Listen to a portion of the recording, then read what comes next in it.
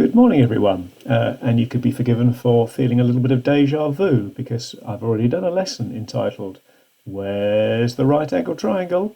Oh, no, hang on, that's not right. I've got my sound effects a bit mixed up. Oh, no, that certainly isn't it. There. So anyway, that was with Pythagoras. We've now done trigonometry. And we get similar sorts of problems with trigonometry where the right angle triangle isn't immediately obvious. And so today I've got some missing angle problems that involve trigonometry, but where the right angle triangle isn't immediately obvious. And we'll then do on Monday some missing side problems where the right angle triangle isn't immediately obvious. And that will be it. I will make Monday's video the last that we post, and you can go off and enjoy a lovely summer holiday, hopefully. So we've done 2 videos leading up to this, haven't we? Where I'm finding missing angles and finding missing sides. So today it's very much about missing angles. So we're using shift sine, shift cos, shift tan. 3 things I need to just fill you in on before we attempt these questions, and these questions are attached, answers on the second page, no peeking till you've had a go. So firstly, bearings, and you may have come across these before. It's certainly something we still have to do on the GCSE syllabus, but I think it's okay just to sort of throw it in here. So if you were asked to find the bearing of C from A, it means you are currently at A and you want to get to C, and the bearing is how far you have to turn in a clockwise direction from north. So here we go. We'll assume that's north. Here is where I want to go. So the bearing is the angle in a clockwise direction from north. So that is the bearing that I'm after. And there's a funny little sort of historical thing, because bearings were originally used over radio communications and you wanted to be really clear about the angle. You always give bearings as 3 digits. So if that bearing is, I don't know, if that angle is 50 degrees, you would say 0, 5, 0. It's so you don't get 50 and 15 mixed up. Okay, change of colour. The bearing of B from A, so I'm still at A, but this time I want to get to B. So that's the direction I need to walk.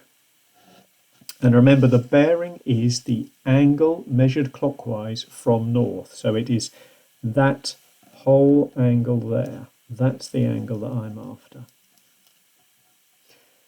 So that's bearings. Second, and this is where you will realise I am, you'll understand why I'm a maths teacher, not an art teacher, angle of elevation. So here I am standing on the ground looking at this lovely bird. And the angle of elevation that I need to turn through to look at it is how far I have to look up from horizontal. So that's sort of my eye level, and that's horizontal. And here's where I need to look. So that is the angle of elevation. How far do I look up? Okay, so that there is the angle of elevation. And it has a twin, which is the angle of depression. So if I am on a cliff and I can see a boat out to sea, this is horizontal for me, and this is the way I have to look at the boat. So the angle of depression is that angle there. Okay, so bearings, angle of elevation, angle of depression. Hopefully that's okay. That all crops up in the questions. So I'm going to do question 8 and then leave you to try the others. And as I say, answers, although not work solutions, just answers, are on the second page. So we've got towns W, X and Y, and this is about compass points. So I'm just going to do a little reminder about, there we go. So town W is 25 kilometres due south of town X, and town Y is 42 kilometres due east of town W. So here's town W, and it is south of town X. So town X must be up here somewhere. And they are 25 kilometres apart. So let's just check I've got it the right way round. Town W is due south of town X. Yeah, that's okay. Town Y is 42 kilometres due east of town W. Okay.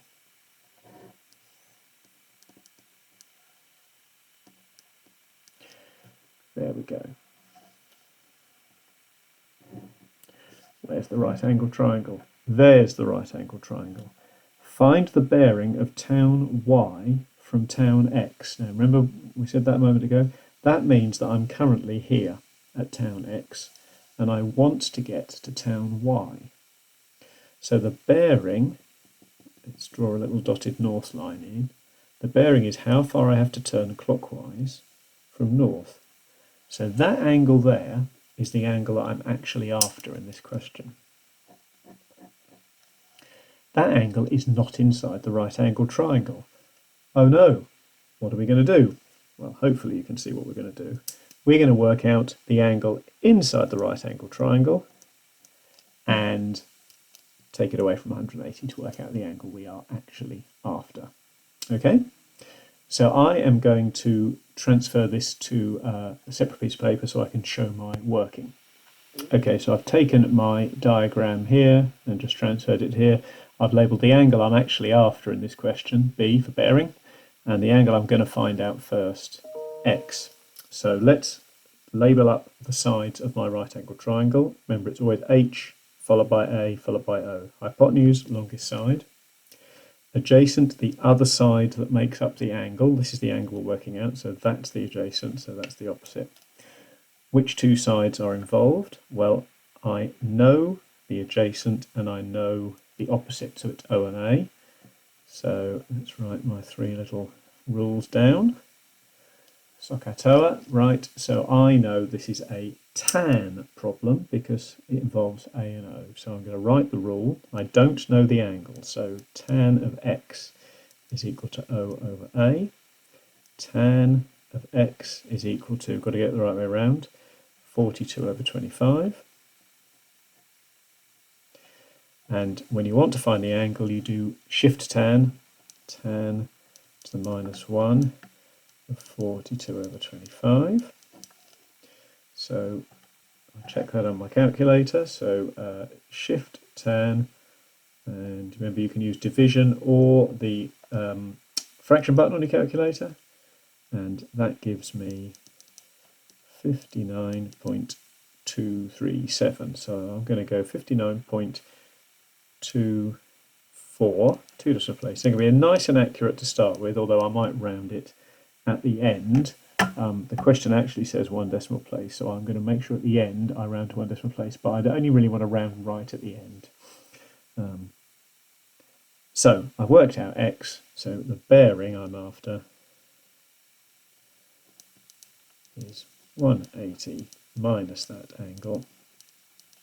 And so actually if I'd rounded earlier it wouldn't have made any difference, but it's just good practice to so that gives me 120.76 degrees, and they want 1 decimal place, 0.8 degrees. And I know I said 3 digits, but obviously if there's a decimal then you have to say the decimal as well, and that's the correct answer.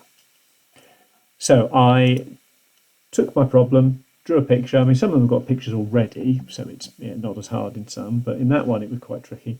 Drew the picture, and I used the same processes that we've been using in the previous videos and worked out the answer. Okay, so you've got a selection of questions there to try. Coloured dots here mean these two are tricky, so I am going to attach, as well as just answers, I'm going to attach a separate image with worked solutions to those two in, and I hope that you get somewhere with it. Some of you might just stick with 5 to 9. Some of you will go and do them all, I know, very well, and will do a great job of it, I'm sure.